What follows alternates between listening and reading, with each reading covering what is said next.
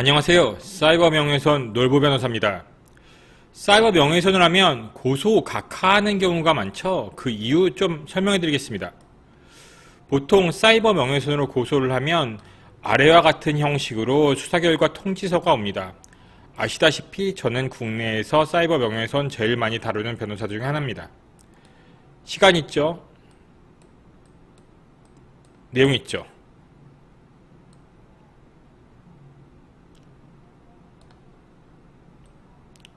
각하. 왜 각하됐을까요?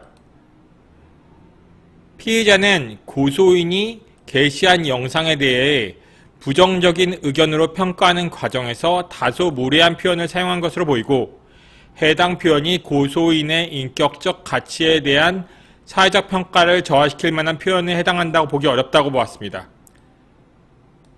정신 나갔네. 일반적으로 조금 모욕되지 않을까요?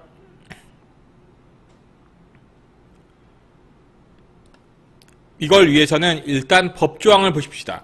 법조항에서는 법령에 의한 행위 또는 업무로 인한 행위 기타 사회상규에 위배되지 아니하는 행위는 벌하지 아니한다고 기재되어 있습니다. 사회상규란 뭘까요?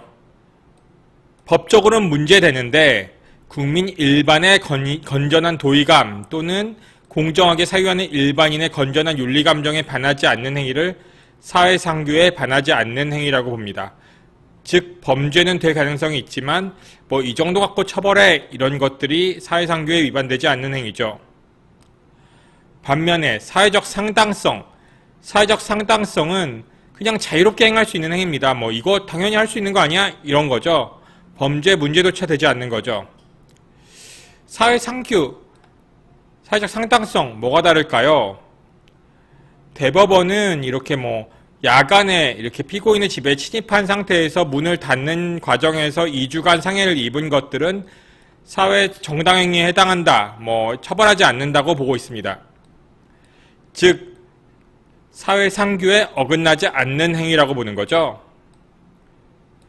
다만, 이게 자유롭게 이렇게 하는 건 아니죠. 자유롭게 사람들 이렇게 2주간 다치게 할 수 있나요? 할 수 없죠. 이런 행위는 사회적 상당성이 있다고 봅니다. 무례한 표현, 약한 욕설. 제가 진행한 상황에서 수사기관은 정신 나간 뇌를 그냥 사회적 상당성에 해당하는 행위로 봤죠. 이게 모욕의 정의라고 보면 이게 아니라고 했으니까요. 자유롭게 할 수 있다는 행위죠. 욕설, 자유롭게 행할 수 있나요? 아니죠. 이러한 행동을 사회적 상당성이 있다고 보는 건 부당하고 오히려 사회적 상규에 반하지 않는다고 보아야 할 것입니다. 다시 말해서 약한 정도로 욕설을 한 사항은 사회상규와 관련된 판례 사안이라고 봐야지 사회적 상당성, 즉 아무 자유롭게 할 수 있는 행위는 아니죠. 물론 결론은 처벌하지 않는답니다. 그래서 이제 수사기관도 큰 생각 없이 이렇게 적은 것 같은데요. 하지만 법 이론적으로는 그 정도는 봐줘야지인 사회상규지, 그게 뭐가 죄야 마음대로 할 수 있지 라는 사회적 상당성은 아니라는 말씀입니다. 더 자세한 사항은 연락 주십시오. 놀부 변호사였습니다. 감사합니다.